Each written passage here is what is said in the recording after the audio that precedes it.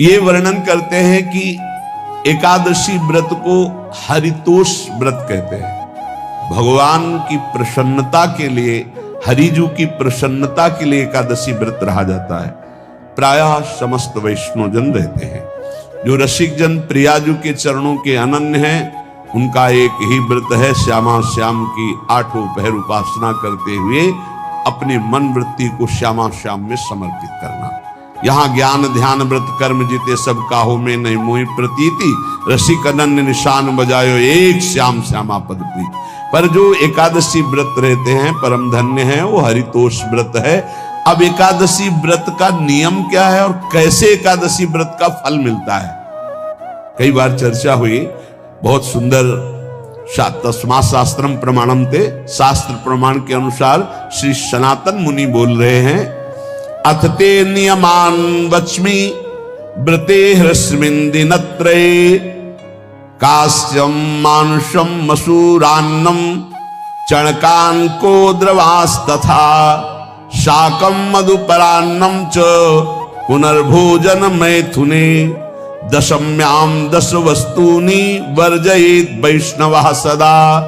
जिसे एकादशी रहनी हो और एकादशी का फल प्राप्त करना हो, उसको ये नियम पालन करना चाहिए। अथ ते नियमान वच्मि व्रते ह्रस्मिन् दिनत्रये, उसको 3 दिन, एक तो दशमी और एक द्वादशी और फिर बीच में एकादशी, उसको 3 दिन संयम में रहना होता है, तब बीच की एकादशी का उसे फल प्राप्त होता है। जिसे एकादशी व्रत रहना हो, उसका नियम है कि दशमी के दिन कांसे के पात्र का त्याग करें।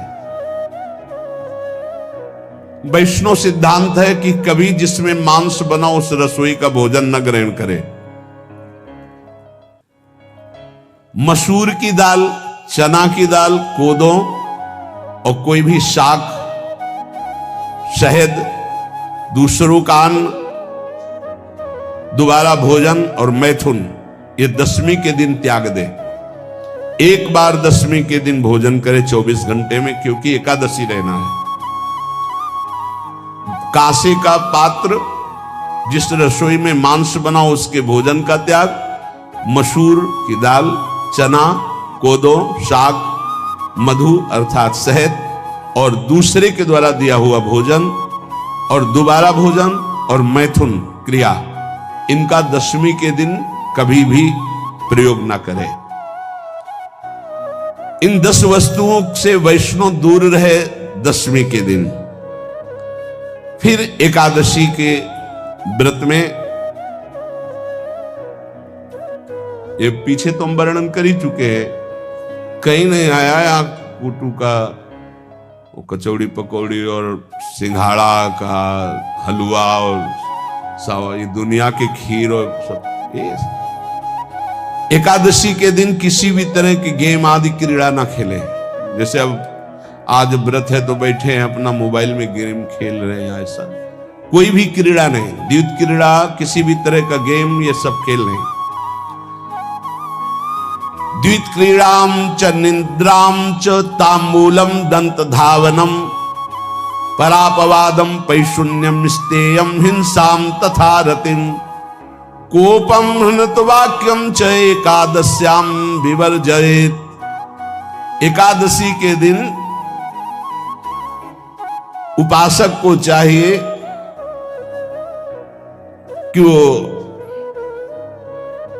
किसी भी तरह की क्रीड़ा, मनोरंजन बिल्कुल नहीं। चनिद्राम, नींद नहीं लेनी उसको, न दिन में न रात में। एकादशी व्रत, और प्रायः पुराने महापुरुषों ने ऐसा किया है। रामदास जी डाकोर के रात में जाते थे, रणछोड़ भगवान के यहां कीर्तन करते थे जाकर। तभी तो भगवान उनके कीर्तन पर, उनकी भक्ति पर रीझ कर गाड़ी में बैठकर उनके साथ आए थे। पूरी रात जगकर कीर्तन करना, और दिन में तो सोना ही निषेध है। द्वित क्रीड़ाम च निद्राम च तांबूलम,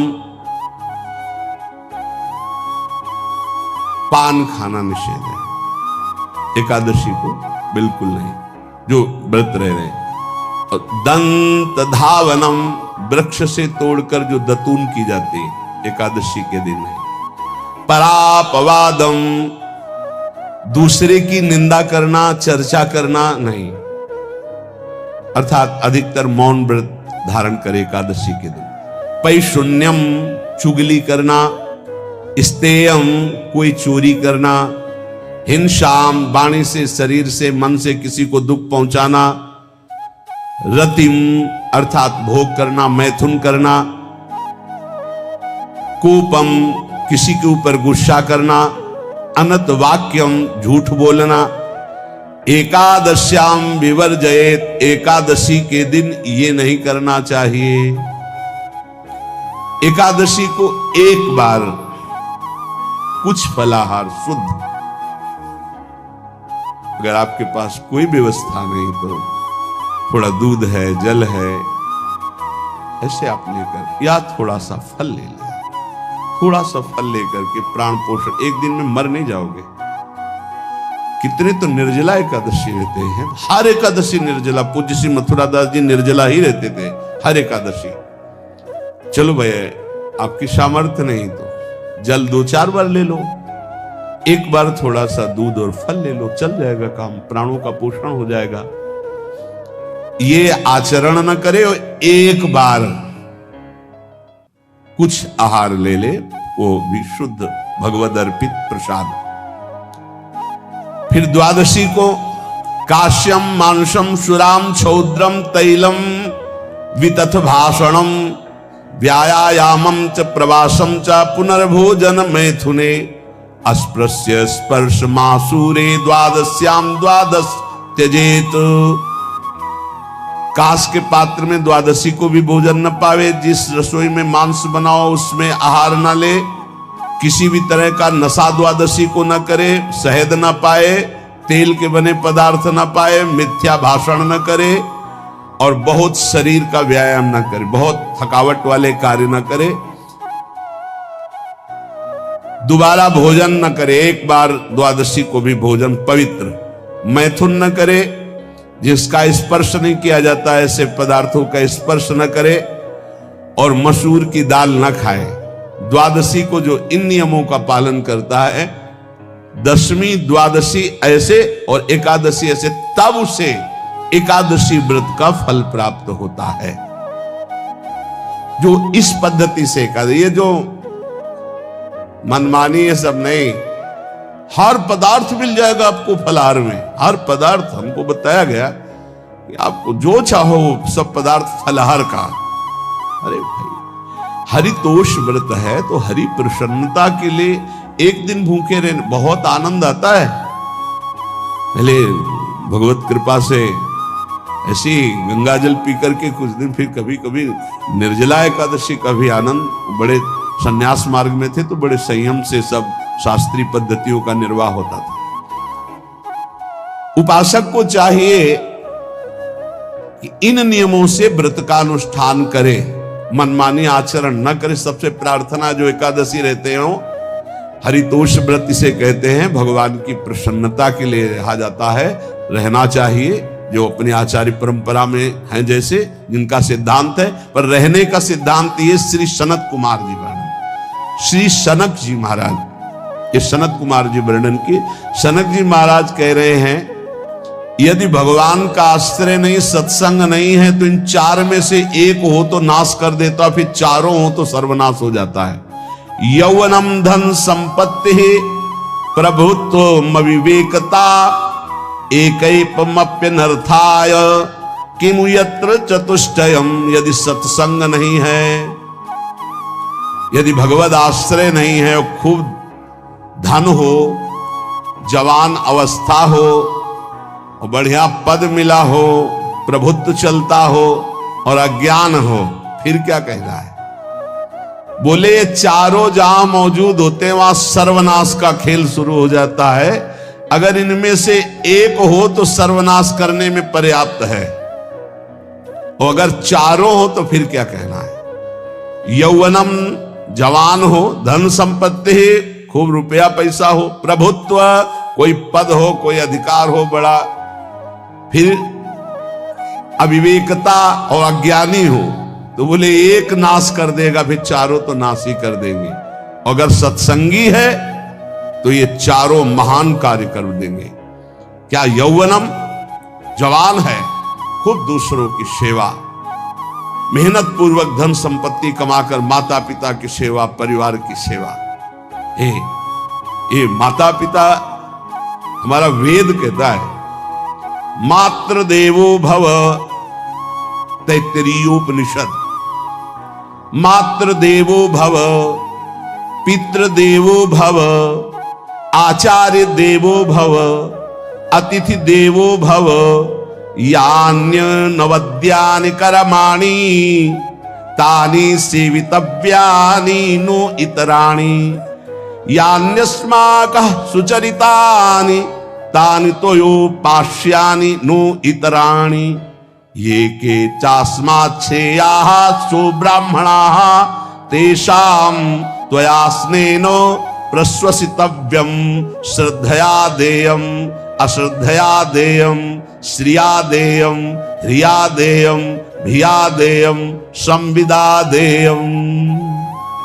वेद कहता है मातृदेवो भव, माता साक्षात हमारी भगवान है। देव हरि को कहते हैं, केशव देव जिसे कहा हरि को कहते हैं, गोविंद देव, मातृ देव, माता भगवान है। धिक्कार है उन पुत्रों को जो अपने माता के द्वारा पोषित किए हुए शरीर से हाथ उठाते हैं अपने माता पिता के ऊपर। नरक में तुम्हारी जो दुर्दशा होगी भोगोगे। एक हमको दिखाया गया दृश्य कि अपनी माता की कोख में लात मारता है, थप्पड़ मारता है, पिता बैठा है उसको लात मारता है, थप्पड़ मारता है, बाल घसीट कर गेट तक माता को ले जाता है। अब इनकी जो दुर्दशा होगी ये बोल नहीं पाएंगे, बता नहीं पाएंगे। ऐसी जगह मारा जाता है कि बस तलक्षते रहो, कुछ कह नहीं सकते, घोर नरकों की प्राप्ति होती। वेद कहता, तैत्तिरीयोपनिषद, मातृ देवो भव, ध्यान से सुन लो, सत्संग है, ये माता साक्षात भगवान है।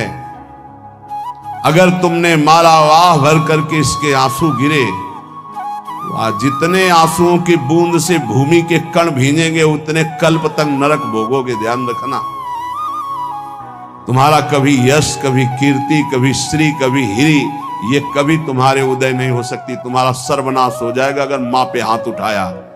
पितृदेवो भव, पिता साक्षात भगवान है।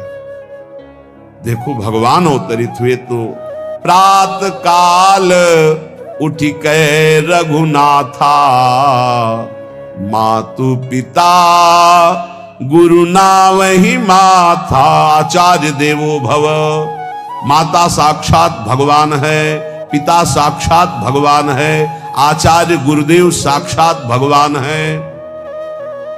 जो अपनी माता को, अपने पिता को दुख देता है, अपने गुरुदेव की अवहेलना करता है, उसका कभी मंगल हो सकता है? वो कभी सुख प्राप्त कर सकता है? वेद कहता है